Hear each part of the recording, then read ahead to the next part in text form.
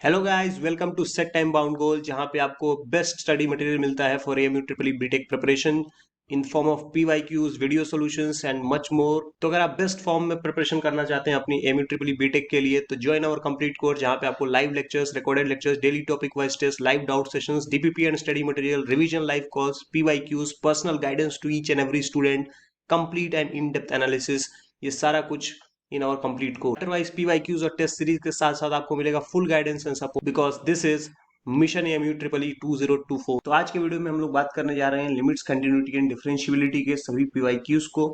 ये बहुत important topic है। अगर आप नंबर ऑफ क्वेश्चंस की बात करें तो 2023-24 में 4 क्वेश्चंस, 22-23 में उससे पहले 2 क्वेश्चंस, उसके पहले भी लगातार 2 से 3 क्वेश्चंस इस टॉपिक से पूछे जाते रहे हैं, और कभी कभी तो ये 4, 5, 6 क्वेश्चंस भी आ जाते हैं इस टॉपिक से। So one of the most important topics for MU triple E BTech, limits, continuity and differentiability. Let's get started. तो क्वेश्चन नंबर 1 है अपने पास, if fx is equal to e to the power 1 by x minus 1 divided by e to the power 1 by x plus 1 when x is not equal to 0 and 0 when x is equal to 0, then fx is। तो continuity और differentiability के ऊपर हमारे पास 4 options यहाँ पे framed है। तो हमें पता है कि अगर हम लोग पहले कंटिन्यूटी चेक करें, तो कंटिन्यूटी के लिए किसी भी पॉइंट पे कंडीशन क्या होता है कि अगर x टेंडिंग टू 0 पे पूछा गया है, तो 0 वाले पॉइंट पे basically left hand limit of function, और 0 वाले पॉइंट पे ही राइट हैंड लिमिट यानी x tending to 0 plus of function, ये होना चाहिए इक्वल f ऑफ 0 के, जो कि इस क्वेश्चन के हिसाब से ऑलरेडी डायरेक्टली गिवन है 0। तो अगर दोनों लिमिट 0 के इक्वल आ जाएगा तो इसका मतलब मान लेंगे कि ये कंटिन्यूअस फंक्शन है। तो पहले अगर हम लोग लेफ्ट हैंड लिमिट को ट्राई करें, तो लेफ्ट हैंड लिमिट के अकॉर्डिंग ये हो जाएगा limit x tending to 0 minus, correct, x tending to 0 minus, और यहाँ पे अपने पास है e to the power 1 by x minus 1 and that divided by e to the power 1 by x plus 1। अब ये 0 माइनस का क्या मतलब कि x जो है अपना निगेटिव नंबर हो गया, स्लाइटली लेस देन 0 है बट निगेटिव नंबर तो हो ही गया। तो इससे क्या हो जाएगा, ये 1 बाई एक्स भी तो निगेटिव नंबर होगा, और सिंस 0 के बहुत करीब है तो 1 बाई स्मॉल नंबर नियर 0 ये इन्फिनिटी की तरफ जाएगा, बट x निगेटिव है ना, 0 माइनस करते ही निगेटिव हो गया, इसलिए e to the power minus infinity बन गया -1, और डिनोमिनेटर में भी यही हाल है, e to the power minus infinity plus 1। तो इसका मतलब क्या, e to the power minus infinity 0 होता है, तो -1/1 बचेगा, सिर्फ -1 आ गया। अब अगले को सॉल्व करने की जरूरत नहीं है, क्योंकि अब देखो एक ही लिमिट गड़बड़ हो गया, 0 आना चाहिए था और आ गया क्या, -1। तो कंटिन्यूअस तो नहीं है, इसका मतलब ऑप्शन ए और ऑप्शन बी तो गलत हो गया। अब आप देखो, कोई भी फंक्शन अगर डिफरेंशियल है, बेसिकली डिफरेंशिएबल है, तो वो कंटिन्यूअस भी होता है। तो ऑप्शन नंबर सी में क्या बोला गया, डिफरेंशिएबल। बेसिकली डिफरेंशियल लिखा हुआ है बट एक्चुअल में वो करेक्ट वर्ड है डिफरेंशिएबल। तो अगर कोई फंक्शन डिफरेंशिएबल है तो वो कंटिन्यूअस भी होता है, जबकि हमें पता है कि यहाँ पे ये कंटिन्यूअस फंक्शन है ही नहीं। तो ऑप्शन सी भी इस नाते से गलत हो गया। तो करेक्ट ऑप्शन अपने पास सिर्फ एक ही बचा, option number D, neither continuous not differentiable at x equal to 0।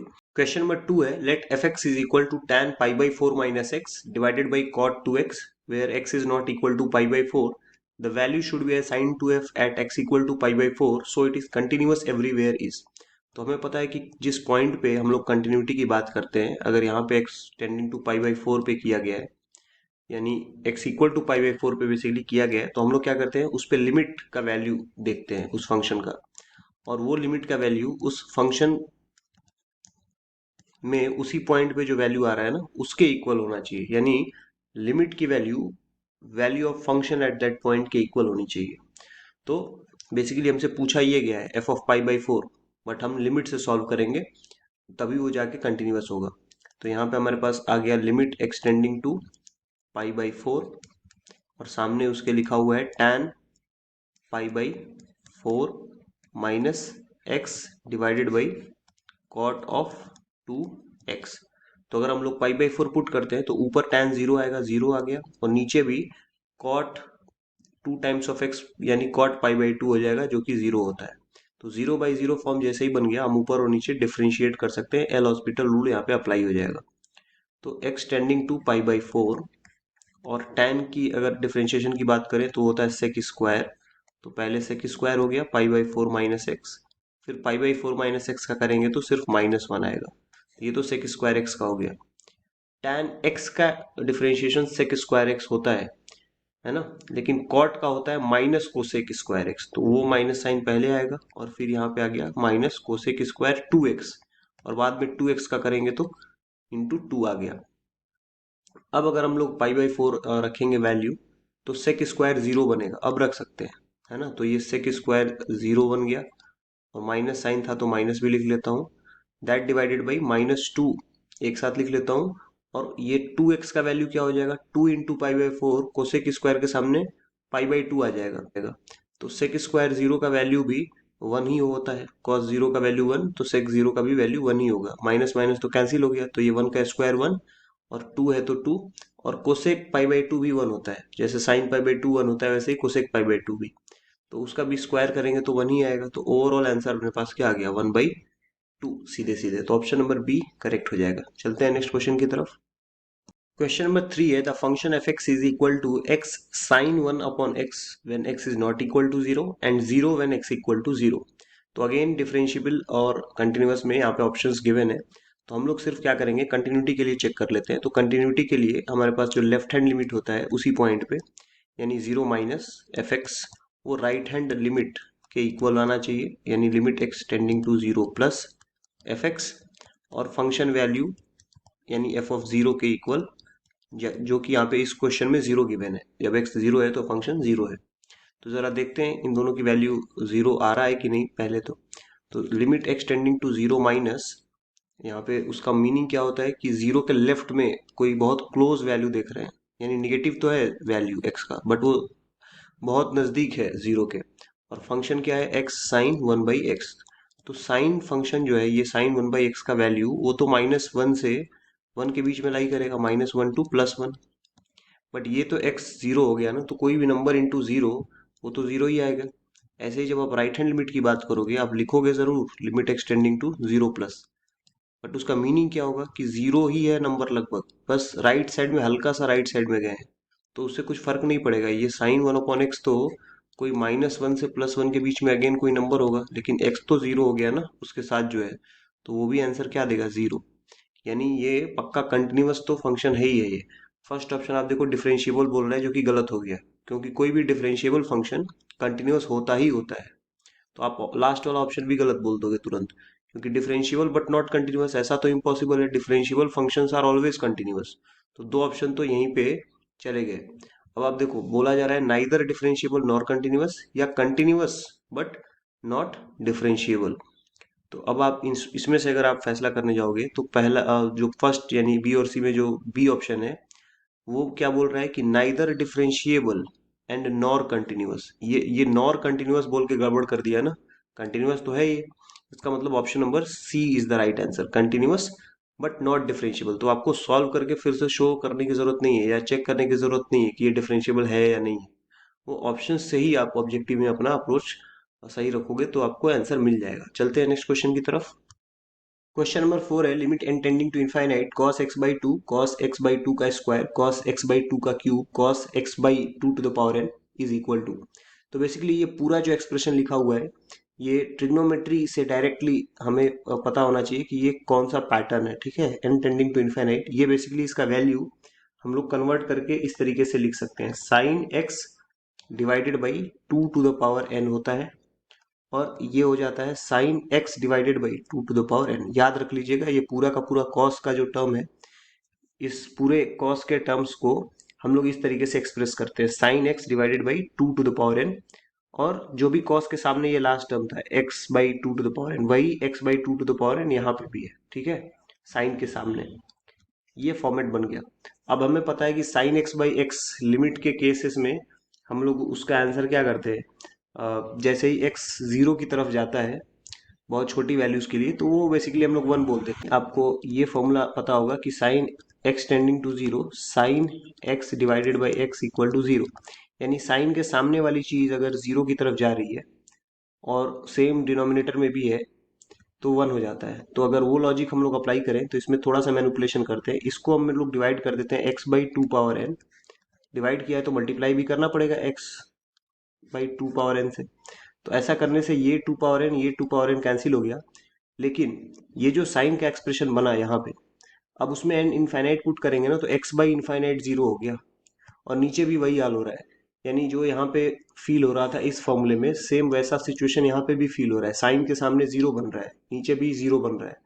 यानी ये पूरा वैल्यू हम लोग क्या बोल सकते हैं, वन की तरफ जाता हुआ बोल सकते हैं। तो क्या बच गया अपने पास, ऊपर बचा साइन एक्स और नीचे सिर्फ ये वाला एक्स बचा यहाँ पे। ठीक है, तो साइन एक्स बाई एक्स हो जाएगा इस क्वेश्चन का आंसर, ऑप्शन नंबर डी। क्योंकि एक्स का लिमिट पुट करने के लिए तो कुछ दिया नहीं है कि हम लोग पुट करें, सिर्फ एन का दिया था तो एन का पुट कर दिया। सो फोर्थ ऑप्शन करेक्ट हो जाएगा। चलते हैं नेक्स्ट क्वेश्चन की तरफ। Question number 5 is if the function fx is equal to log 1 plus ax minus log 1 minus bx divided by x if x is not equal to 0 and k when x is equal to 0 is continuous at x equal to 0, then value of question में ये बोला गया है कि ये function जो है continuous है एट x इक्वल टू 0। तो इसलिए जो फंक्शन का वैल्यू है k, वो उसी पॉइंट पे जो लिमिट की वैल्यू है उसके इक्वल होनी ही चाहिए। यानी x टेंडिंग टू 0 पे जो वैल्यू है, लेट सपोज फंक्शन का अगर हम लोग लिख लें log 1 plus a x minus log 1 minus b x and that divided by x, इसके इक्वल आ जाएगा। तो सिंस अगर आप जीरो रखोगे तो ऊपर log 1 माइनस log 1 जीरो आ जाएगा और नीचे भी जीरो। तो जीरो बाई जीरो फॉर्मेट में हम लोग हमेशा क्या करते हैं, न्यूमरेटर और डिनोमिनेटर को सेपरेटली डिफ्रेंशिएट कर लेते हैं। तो यहाँ पे डिफ्रेंशिएशन करने पे a by one plus a x हो जाएगा, लॉग का जो है differentiation one by a plus x, और ए एक्स का डिफरेंशिएशन सिर्फ ए बचेगा। यहाँ पे क्या हो जाएगा, one by one minus b x तो आएगा ही, बाद में वन माइनस बी एक्स का करेंगे डिफरेंशिएशन तो उसमें आएगा माइनस बी, तो ये माइनस माइनस मिला के प्लस और यहाँ पे बी बच जाएगा। और डिनोमिनेटर में तो सिर्फ वन आएगा एक्स का डिफरेंशिएशन। अब आप जीरो इजीली पुट कर सकते हो। जब आप जीरो पुट करोगे तो ये बन जाएगा ए बाई वन ए ही होगा, प्लस बी बाई वन वो भी बी ही होगा, और सब कुछ डिवाइडेड था वन से, तो सिंपली आपका आंसर क्या आ गया, a plus b, that is the right answer. Question number 5 is if the function fx is equal to log 1 plus ax minus log 1 minus bx divided by x if x is not equal to 0 and k when x is equal to 0 is continuous at x equal to 0, then value of question में ये बोला गया है कि ये function जो है continuous है एट x इक्वल टू 0। तो इसलिए जो फंक्शन का वैल्यू है k, वो उसी पॉइंट पे जो लिमिट की वैल्यू है उसके इक्वल होनी ही चाहिए। यानी x टेंडिंग टू 0 पे जो वैल्यू है, लेट सपोज फंक्शन का अगर हम लोग लिख लें log 1 plus a x minus log 1 minus b x and that divided by x, इसके इक्वल आ जाएगा। तो सिंस अगर आप जीरो रखोगे तो ऊपर log 1 माइनस log 1 जीरो आ जाएगा और नीचे भी जीरो। तो जीरो बाई जीरो फॉर्मेट में हम लोग हमेशा क्या करते हैं, न्यूमरेटर और डिनोमिनेटर को सेपरेटली डिफ्रेंशिएट कर लेते हैं। तो यहाँ पे डिफ्रेंशिएशन करने पे a by one plus a x हो जाएगा, लॉग का जो है differentiation one by a plus x, और ए एक्स का डिफरेंशिएशन सिर्फ ए बचेगा। यहाँ पे क्या हो जाएगा, one by one minus b x तो आएगा ही, बाद में वन माइनस बी एक्स का करेंगे डिफरेंशिएशन तो उसमें आएगा माइनस बी, तो ये माइनस माइनस मिला के प्लस और यहाँ पे बी बच जाएगा। और डिनोमिनेटर में तो सिर्फ वन आएगा एक्स का डिफरेंशिएशन। अब आप जीरो इजीली पुट कर सकते हो। जब आप जीरो पुट करोगे तो ये बन जाएगा ए बाई वन ए ही होगा, प्लस बी बाई वन वो भी बी ही होगा, और सब कुछ डिवाइडेड था वन से, तो सिंपली आपका आंसर क्या आ गया, a plus b, that is the right answer. तो वीडियो में आगे बढ़ने से पहले मैं आपको बता दूं कि हमारे कंप्लीट कोर्सेज भी अवेलेबल है for the MU BTech preparation. So best content के लिए, बेस्ट प्रिपरेशन के लिए do join our complete course. Question number 6 है if the function f x is equal to cos x to the power 1 by x when x is not equal to 0 and k when x is equal to 0 is continuous at x equal to 0, then the value of k is। तो अगर ये function continuous है तो k का value इस limit के value के equal तो होगा ही, x tending to 0 cos x पे पावर 1 बाई एक्स। अब जब भी इस टाइप का लिमिट होता है कि आप अगर ये वैल्यू 0 रखोगे तो cos 0 यानी 1, 1 पे पावर 1 बाई 0 यानी 1 पे पावर इन्फिनिटी, इस टाइप का जब भी बनता है हमारे पास इनडिटर्मिनेट फॉर्म, तो हम क्या करते हैं, इस लिमिट को थोड़ा सा मॉडिफाई करके लिखते हैं सबसे पहले। और वो एकदम स्टैंडर्ड फॉर्मेट है कि आपको ऐसा ही करना है कि x टेंडिंग टू 0 किया, ठीक है, और इस cos x को लिख लिया 1 प्लस कॉस एक्स माइनस 1, ठीक है, एक बार 1 ऐड किया, एक बार सब्ट्रैक्ट किया, और यहाँ पे 1 by x as it is maintain रखा। अब इस फॉर्मेट को हम सीधे सीधे e के पावर में लेके जा सकते हैं। जो भी यहाँ पे 1 प्लस के बाद जो टर्म रहता है वो चला जाता है limit on the power of e, तो e पे पावर हो जाता है लिमिट एक्सटेंडिंग टू 0, और सीधे सीधे हमारे पास बचता है cos x minus 1 divided by ये जो पावर है वो as it is 1/x multiply हो जाता है, यानी यहाँ पे इस तरीके से हम उसको लिख सकते हैं। लिमिट देखें तो लिमिट 0/0 फॉर्म आ गया अगर आप एक्सटेंडिंग टू 0 रख दो तो इसीलिए हम लोग क्या करते हैं, अब यहाँ पे एल हॉस्पिटल अप्लाई कर सकते हैं। ऊपर का डिफरेंशिएशन माइनस साइन एक्स हो गया और नीचे का डिफरेंशिएशन 1 हो गया। लेकिन अब अगर हम लोग एक्सटेंडिंग टू 0 पुट करते हैं तो वो ई के ऊपर 0 आ जाएगा, यानी आंसर कितना आ गया 1। तो ऑप्शन नंबर बी करेक्ट हो जाएगा। चलते हैं नेक्स्ट क्वेश्चन की तरफ।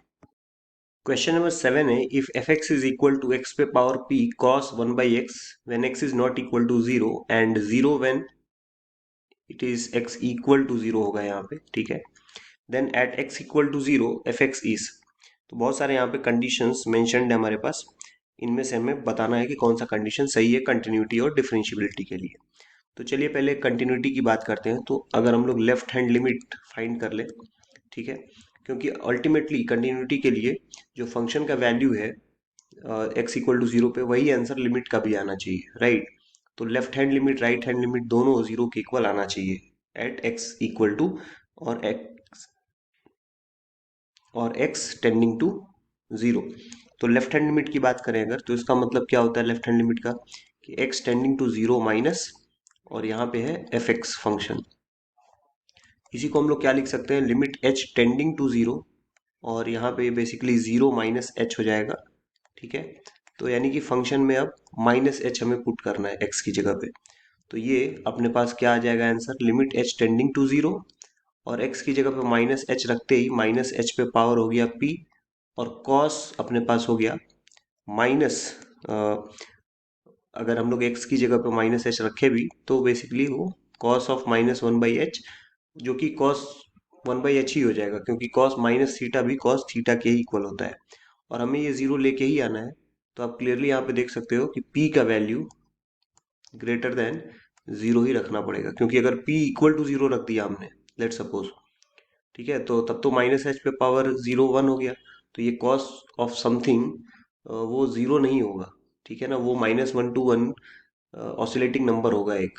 सो इसलिए p का वैल्यू ग्रेटर देन 0 ही हमें रखना चाहिए, ठीक है। तो अब अगर हम लोग बात करें डिफरेंशियबिलिटी की, अगर हम लोग चाहें तो इसमें राइट हैंड लिमिट भी फाइंड करके इस चीज़ को और पक्का कर सकते हैं, कि राइट हैंड लिमिट अपना सेम तरीके से अगर हम लोग मेंशन करेंगे तो लिमिट एच टेंडिंग टू 0 हो जाएगा, और ये एफ 0 प्लस एच हो जाएगा। तो ओवरऑल अगर हम बात करें तो ये अपने पास डायरेक्ट आ जाएगा एच पे पावर पी और कॉस 1/h, और limit as it is limit h tending to 0 होगा। तो इस केस में भी एच का वैल्यू 0 की तरफ है, बहुत छोटा क्वांटिटी है एच, बट जो पावर पी है उस पी को ग्रेटर देन 0 होना पड़ेगा, पॉजिटिव ही रहना पड़ेगा उसको, ठीक है। अच्छा, निगेटिव क्यों नहीं बोल रहे हैं, अगर पी का वैल्यू लेट सपोज निगेटिव आ गया, कुछ -1 आ गया, तब तो 1/h आ जाएगा ना, और 1/h का मतलब अगेन वो अनडिफाइंड टाइप का कुछ आने लगेगा, है ना, 1/0 टाइप। तो इसीलिए हम लोग नेगेटिव साइड की तो बात ही नहीं कर रहे हैं। हाँ, 0 पे भी हम लोग बात नहीं कर सकते, हालांकि ऑप्शन में गिवन भी नहीं है 0 वाला ऑप्शन कोई। तो ये कंटिन्यूटी के लिए तो बात पक्का हो गया कि p ग्रेटर देन 0 होना ही चाहिए, और उसके लिए एक ही ऑप्शन दिख रहा है, ऑप्शन नंबर ए। तो चाहे तो आप डिफरेंशियबिलिटी वाला आप स्किप भी कर सकते हैं, नहीं तो सेम इसी तरीके से अगर आप डिफरेंशियबिलिटी वाले में जाओगे तो लेट सपोज एक लेफ्ट हैंड डेरिवेटिव फाइंड करके देखते हैं। लेफ्ट हैंड डेरिवेटिव का मतलब क्या, एफ डैश ऑफ 0, 0 पे ही एफ डैश ऑफ 0 फाइंड करें तो ये हो जाएगा 0 माइनस एच, तो एफ ऑफ माइनस एच, और ये अपने पास f of 0 divided by 0 minus h, again minus h ही आएगा। तो अगर हम लोग वैल्यूज सब्सटीट्यूट करें तो ये आ गया माइनस एच पे power p cos of -1/h ही हो जाएगा, और ये -0 है, और ये माइनस एच हो गया। तो ओवरऑल मैं बोल सकता हूँ इट इज माइनस अपने पास h पे पावर p-1 हो गया, और साथ में है cos 1/h। और सिंस फंक्शन का वैल्यू 0 था, इसका डेरिवेटिव तो 0 आना ही चाहिए, लेफ्ट हैंड डेरिवेटिव भी। तो ये p-1 इस बार हमारा क्या होना चाहिए, ग्रेटर देन 0। इट मीन्स कि p का वैल्यू 1 से ज़्यादा होना चाहिए। तो कोई भी एक डेरिवेटिव आप पकड़ के वहां पे चेक कर सकते हो। तो ऑप्शन नंबर ए बिल्कुल ही करेक्ट आंसर है। चलते हैं नेक्स्ट क्वेश्चन की तरफ। क्वेश्चन नंबर 8 है, limit x tending to 0 alpha x minus e to the power x minus 1 divided by alpha x e to the power 4x minus 1 equal to beta है अपने पास, और बोला जा रहा है कि if limit exist then 2 times of alpha plus beta की वैल्यू बताइए। तो अगर हम लोग x की वैल्यू डायरेक्ट जीरो रख देते हैं तो ऊपर अपने पास जीरो आ जाएगा और नीचे भी जीरो आ जाएगा। तो 0/0 फॉर्म का रूल यही है कि हम LH रूल अप्लाई करें, न्यूमरेटर का न्यूमरेटर में, डिनोमिनेटर का डिनोमिनेटर में डिफरेंशिएशन करके लिखे पहले। तो ax यानी सॉरी अल्फा x, तो अल्फा x का डिफरेंशिएशन होगा अल्फा माइनस जो ब्रैकेट में टर्म है उसमें एक्सपोनेंशियल का पहले करेंगे तो एक्सपोनेंशियल e⁴x आ ही जाएगा, बाद में 4x का करेंगे तो 4 आ जाएगा। कांस्टेंट है 1, उसका तो 0 हो गया। अब डिनोमिनेटर में अगर आए तो डिनोमिनेटर में जो अल्फा है वो तो एज इट इज रहेगा, x का डिफरेंशिएशन करेंगे 1 हो जाएगा। उस समय ब्रैकेट में जो वैल्यू है e⁴x वो एज इट इज -1 वो एज इट इज रहेगा, राइट, वो डिस्टर्ब नहीं होगा as per the product rule. फिर बाद में जब हम लोग फर्स्ट टर्म यानी कि अपने पास जो x वाला टर्म है उसको अगर कांस्टेंट रख लें तो e⁴x का डिफरेंशिएशन होगा जो कि हो जाएगा 4e⁴x। इस तरीके से बन गया। सिंस ये लिमिट का वैल्यू बीटा बोला जा रहा है कि एग्जिस्ट कर रहा है तो एक फाइनाइट वैल्यू आएगा। तो अगर अल्फा का वैल्यू हम लोग सोचे यहाँ पे कि क्या सुटेबल वैल्यू अल्फा का रहना चाहिए, तो वो वैल्यू होगा 4, क्योंकि अगर हम लोग अल्फा 4 नहीं रखते हैं तो उस पर्टिकुलर केस में लिमिट एग्जिस्ट ही नहीं करेगा। क्योंकि आप एक्सटेंडिंग टू जीरो एक बार पुट करके देखो, एक्सटेंडिंग टू जीरो करने पे ऊपर बनेगा अल्फा -4 और नीचे अपने आप जीरो आ जाएगा, क्योंकि ये e⁴x 1 हो जाएगा e⁴0 होके, और इधर भी ये जीरो है तो ये 0 + 0 नीचे जीरो आ गया, अनडिफाइंड हो जाएगा ना अगर अल्फा का वैल्यू कुछ और हुआ तो, कि ऊपर कुछ नंबर हो जाए और नीचे जीरो आ जाए।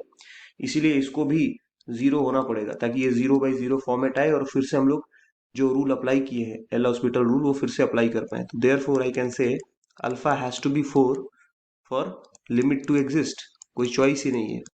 अब हम लोग क्या करेंगे, एक और बार यहाँ पे अप्लाई करेंगे LH रूल। तो इस बार जब अप्लाई करेंगे तो ये बन जाएगा limit x tending to zero, alpha का जीरो हो गया और ये बन जाएगा -16e⁴x, ठीक है, दैट डिवाइडेड बाई ये अल्फा एज इट इज बाहर रहेगा, ये हो जाएगा 4e⁴x -1 तो वो जीरो हो गया, फिर प्लस x का डिफरेंशिएशन 1 और ये हो जाएगा 4, ये e⁴x था तो वहां पे भी हम लोग लिख सकते हैं 4e⁴x पहले, और फिर प्लस इस बार x को कांस्टेंट रखेंगे और e वाले टर्म को अगर करेंगे तो 16x e⁴x, ये अपना डिफरेंशिएशन हो गया डिनोमिनेटर का भी। अब जाके आप एक्सटेंडिंग टू जीरो पुट कर दो, जैसे ही पुट करेंगे ऊपर -16 आएगा, नीचे अल्फा का वैल्यू 4 आ चुका है और ब्रैकेट के अंदर क्या बचेगा, ये हो जाएगा 4 + 4 + 0। तो बेसिकली अपने पास -16/4 × 8 आ गया, तो ये 8 से डिवाइड कर देंगे 2, ये बेसिकली -1/2 आ गया। अब ये अगर -1/2 आ गया तो बीटा का वैल्यू -1/2 आ गया, बेसिकली बीटा वैल्यू इज -1/2। तो जो क्वेश्चन पूछा गया है 2 times of alpha plus beta, alpha का वैल्यू 4 है और बीटा का वैल्यू -1/2, तो अंदर मल्टीप्लाई कर देंगे 2 को भेज के, तो 8 - 1 अपने पास क्या आ जाएगा 7। Option number D is the right answer. चलते हैं अगले क्वेश्चन की तरफ। क्वेश्चन नंबर 9 है x² - 4 and greatest integer of x² - 5x + 6 + sin mod of x is not differentiable eight. तो अगर आप ये देखो साइन के अंदर जो mod of x है वो बेसिकली कैसे स्प्लिट होगा, आप बाकी फंक्शन तो अभी फिलहाल छोड़ ही दो, सिर्फ इसके बेसिस पे देखो कि यही नॉन डिफरेंशिएबिलिटी का कारण तो नहीं बन गया। ये साइन ऑफ -x हो जाएगा और यही चीज साइन ऑफ x हो जाएगा अगर हम लोग x की वैल्यूज अलग अलग सोचें, x <0 पे और ये x > 0 पे। तो इसका मतलब अगर हम लोग ये फंक्शन के पार्ट को सिर्फ इसको अगर हम लोग fx बोल रहे हैं तो fx को दो पार्ट्स में ऐसे लिख सकते हैं अलग अलग कंडीशन में।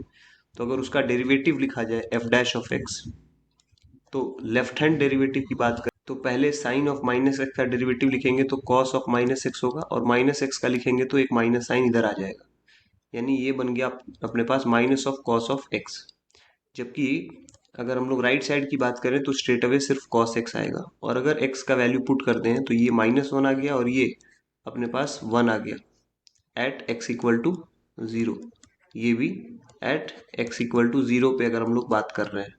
तो clearly left hand derivative is not equal to right hand derivative, इसलिए फंक्शन पूरा का पूरा तो आप छोड़िए, सिर्फ ये जो साइन वाला पार्ट था इसको भी सॉल्व करके अगर हम लोग समझ लें तो x = 0 पे वो नॉट डिफरेंशिएबल आएगा, तो राइट आंसर हो जाएगा इस क्वेश्चन का बी। चलते हैं नेक्स्ट क्वेश्चन की तरफ। क्वेश्चन नंबर 10 है if limit x tending to 0 mod x to the power sin x = L then the value of L is. तो ये लिमिट अगर हमें फाइंड करना है तो आप सबसे पहले क्या कर सकते हो, इसमें दोनों साइड लॉग ले लो, बिकॉज ये पावर में चीजें हैं। तो एक बार लॉग ऑफ एल लेने से क्या होगा कि ये बन जाएगा लिमिट एक्सटेंडिंग टू जीरो, इधर आ जाएगा अपने पास साइन एक्स, और ये हो जाएगा log of mod of x. हालांकि ये लॉग सिर्फ पॉजिटिव वैल्यूज लेता है, तो हम लोग अगर वो मॉड को हटा भी दें तो भी कोई प्रॉब्लम नहीं है, वो अपने पास आ जाएगा साइन एक्स लॉग एक्स। ठीक है, अगले स्टेप में हम लोग को साइन एक्स को नीचे भेज लेना चाहिए ताकि ये इस फॉर्मेट में दिखे log x by cosec x. अब ये अगर इस फॉर्मेट में आप देखो एक्सटेंडिंग टू जीरो है, तो इसका मतलब इन्फिनिटी बाई इन्फिनिटी का फॉर्म बन रहा है। और इसको सॉल्व करने के लिए ऊपर नीचे सेपरेटली डिफ्रेंशिएट कर दें। तो लॉग का होता है 1/x और कोसेक एक्स का होता है minus cosec x cot x. अब जरा चीजों को रीअरेंज करके इस लिमिट को दोबारा से लिखें तो ये बन जाएगा लिमिट एक्सटेंडिंग टू जीरो, ये जरा कोसेक को ऊपर भेजते हैं तो माइनस साइन के साथ वो बन जाएगा साइन एक्स बाई एक्स, और कॉट को भी ऊपर भेजते हैं तो वो हो जाएगा tan एक्स। अब ये जो लिमिट है साइन एक्स बाई एक्स, ये लिमिट तो 1 हो जाएगा, ठीक है, माइनस साइन बाहर, ये हो गया 1 इनटू जो बचा हुआ tan वाला पोर्शन है उसमें अगर हम लोग लिमिट पुट कर दें तो वो तो 0 हो जाएगा। तो ये बेसिकली आ गया 0, बट ये तो log l का वैल्यू 0 आया ना। तो अगर हम लोग l निकालना चाहते हैं तो e के ऊपर पावर 0, यानी आंसर कितना हो गया 1, which is option number B. चलते हैं नेक्स्ट क्वेश्चन की तरफ। क्वेश्चन नंबर 11 है values of a b and c which make the function continuous at x equal to 0 is. तो अगर आप देखो तो ये x इक्वल टू 0 पे फंक्शन का वैल्यू है c। तो अगर फंक्शन का वैल्यू x इक्वल टू 0 पे c है ना, तो उस x इक्वल टू 0 पे जो लिमिट की वैल्यू आएगी वो भी c के इक्वल आनी चाहिए, यही रूल है। तो एक काम करते हैं, हम लोग लिमिट निकालते हैं जरा x टेंडिंग टू 0 और 0 माइनस करके निकालते हैं लेफ्ट हैंड डेरिवेटिव। तो उसका वैल्यू भी, लेफ्ट हैंड डेरिवेटिव का भी वैल्यू c के इक्वल आना चाहिए उस पॉइंट पे, क्योंकि लिमिट एग्जिस्ट कर रहा है तो लेफ्ट और राइट दोनों लिमिट बराबर होंगे। तो अगर यहाँ पे फंक्शन को x इक्वल टू 0 पे कंटिन्यूअस होना है तो x इक्वल टू 0 पे जो फंक्शन का वैल्यू है यानी c, वो x इक्वल टू 0 पे लिमिट के वैल्यू के इक्वल होना चाहिए, यानी limit x tending to 0 minus उसका मतलब है लेफ्ट हैंड डेरिवेटिव। तो उसके लिए मैं ये वाला फंक्शन यूज करूंगा जहाँ पे x लेस देन 0 है, क्योंकि 0 माइनस लिखा हुआ है मैंने। तो limit x tending to 0 minus f x करके जरा देखते हैं क्या आता है। तो उसका मतलब ये है कि लिमिट एक्स टेंडिंग टू 0 ही है, बस हम लोग 0 माइनस वाले फंक्शन को पिक कर रहे हैं, तो उसको भी अलग अलग लिख देता हूँ। a plus one x divided by अपने पास क्या था, अपने पास a plus one x divided by x है, ठीक है। सो ये डिवाइड किया हमने x से, लेकिन आप देखो a प्लस वन है ना ऊपर, तो एक काम करते हैं नीचे भी a प्लस वन एक्स करके लिखते हैं, और एक साइड में a प्लस वन ऐसे बना लेता हूँ, प्लस जो बचा हुआ पोर्शन है वो तो साइन एक्स बाई एक्स है। तो आपको पता है अगर साइन एक्स बाई एक्स पे लिमिट एक्सटेंडिंग टू 0 अप्लाई हुआ तो 1 देता है, और ये चीज भी ओवरऑल सेम हो गई है, ठीक है, जो साइन के सामने है वही नीचे है, तो ये भी अपने पास क्या आ जाएगा, 1 आ जाएगा। सो ये 1 आ गया, ये पोर्शन 1 देगा, ये पोर्शन भी लिमिट अप्लाई करने के बाद साइन एक्स बाई एक्स, ये वाला जो पोर्शन है ये भी अपने को क्या देगा, 1 देगा। तो ओवरऑल अपने पास क्या आ जाएगा, a plus one and plus one that is equal to c, यानी c का वैल्यू a प्लस टू होना चाहिए। तो एक काम करते हैं, ऑप्शन से चेक करते हैं c का वैल्यू a प्लस टू है कि नहीं। तो अगर मैं -3/2 में +2 करूं तो 2 माइनस 3/2 1/2 आएगा। लेकिन अगर आप ऑप्शन नंबर बी देखो तो उसमें 3/2 में 2 ऐड करने पे वो ज्यादा वैल्यू आ जाएगा, तो बी तो नहीं होगा, ठीक है, B option is not correct. अच्छा, सी ऑप्शन भी ए ऑप्शन के जैसा ही है, ए और सी से इंफॉर्मेशन नहीं मिल सकता, आपको बी के बारे में भी सोचना पड़ेगा। तो क्लियरली आप देखो यहाँ पे बी डिनोमिनेटर में है ना, तो अगर हमें क्वेश्चन को सॉल्व करना है तो यहाँ पे बी तो जीरो नहीं हो सकता ना। अगर बी जीरो हो गया तब तो अपने पास सिचुएशन क्या हो जाएगा कि ऊपर भी जीरो और नीचे भी जीरो वैल्यू आ जाएगा, क्योंकि एक्स तो पॉजिटिव है, यहाँ पे एक्स तो पॉजिटिव है, बट बी जीरो करते ही root of x minus root of x ऊपर जीरो हो गया और नीचे भी जीरो हो गया, अनडिफाइंड हो जाएगा बिल्कुल, चाहे आप एक्स का वैल्यू कुछ भी ले लो। तो ये तो पॉसिबल केस नहीं हो सकता, इसलिए बी नॉट इक्वल टू करना जीरो बहुत ही जरूरी है, C option is the right one. चलते हैं नेक्स्ट क्वेश्चन की तरफ। Question number 12 is the function f x equal to x minus mod of x minus x square. यहाँ पे एक्स का वैल्यू -1 से 1 है, इस कंटिन्यूअस ऑन द इंटरवल। तो इसको सॉल्व करने के लिए पहले ये जो मॉड के अंदर है चीजें उनको जरा सॉल्व करके देखते हैं क्या वैल्यूज आता है। एक तो एक्स कॉमन लेके हम लोग क्या लिख सकते हैं, 1 माइनस एक्स, और जरा उसको इक्वल टू 0 करें तो एक्स का दो वैल्यू आया, एक आया 0 एक आया 1। तो नंबर लाइन पे जरा एक बार सिचुएशन को समझते हैं। -1 से 1 x की वैल्यूज अलाउड है, उसमें एक 0 भी आ गया और सारे वैल्यूज अलाउड है -1 से 1 के बीच में भी, और -1 और 1 खुद भी इंक्लूडेड है उसमें। ये आएगा अपने पास x माइनस, अब जरा मॉड के अंदर वाले टर्म के बारे में सोचते हैं कि x माइनस एक्स स्क्वायर, इस पोर्शन में -1 से 0 के बीच में अगर मैं -½ रखता हूँ तो उसका इफेक्ट क्या होगा, -1/2 -1/4 हो जाएगा, ये जो कि निगेटिव ही आएगा। तो इसका मतलब आप माइनस साइन के साथ ओपन करोगे तो ये प्लस हो चुका रहेगा और ये बनेगा x minus x square, which is basically 2x minus x square. ये कब होगा, जब x का वैल्यू बिलोंग कर रहा हो -1 से 0 के बीच में।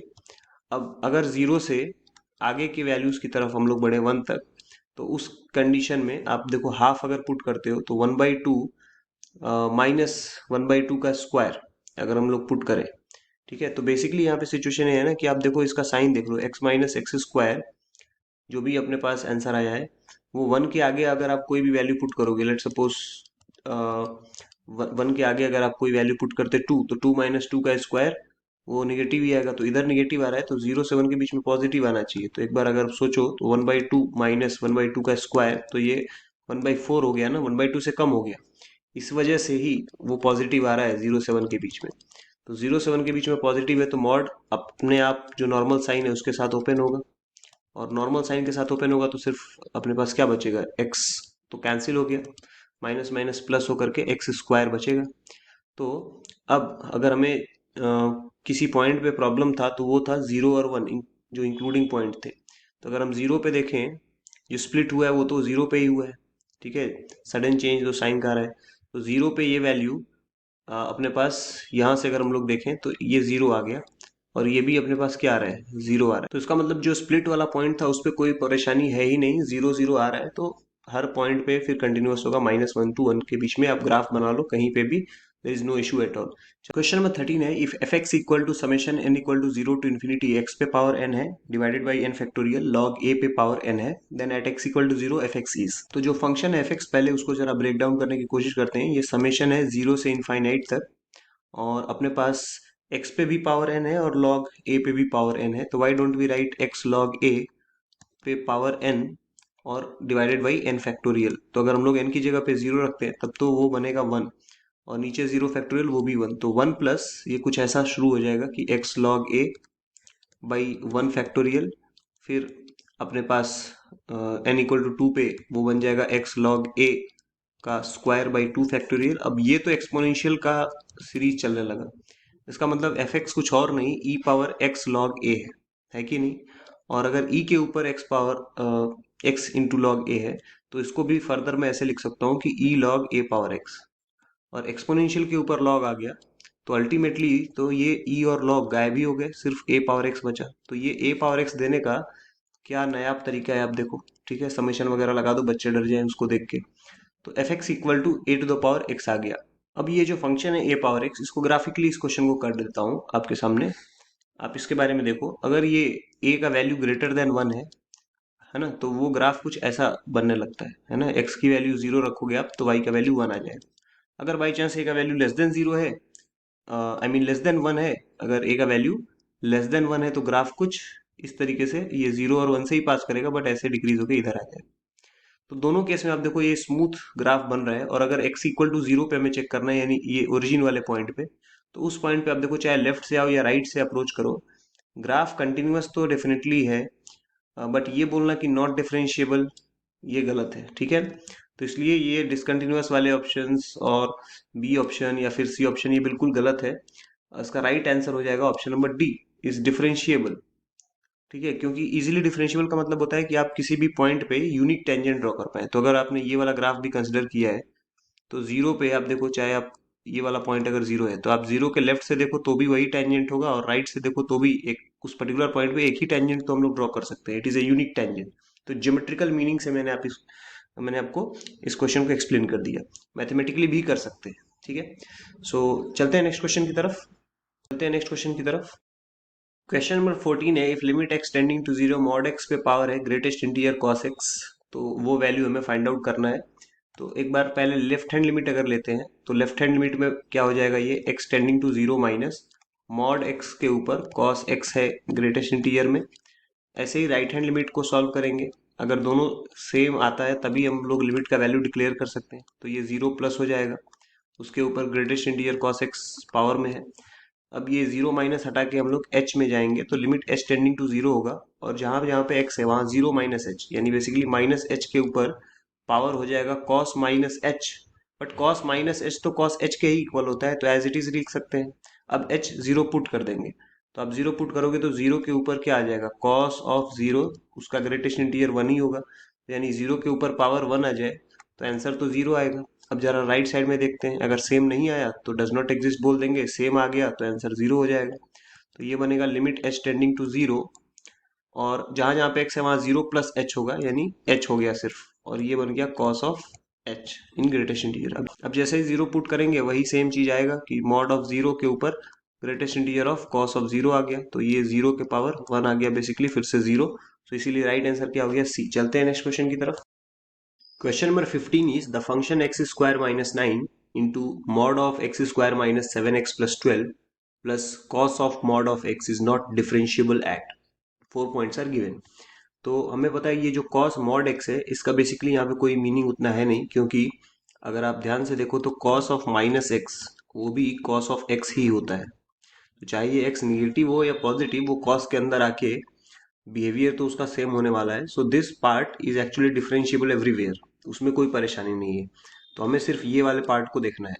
तो मॉड के अंदर जो टर्म है बेसिकली उसको अगर हम लोग फैक्टराइज करके लिखें तो वो हो जाएगा -4x -3x प्लस 12, और अगर हम लोग फर्दर उसको कॉमन ले लें तो ये हो जाएगा x -4, और अगर -3 कॉमन ले लें तो हो जाएगा x -4 अगेन।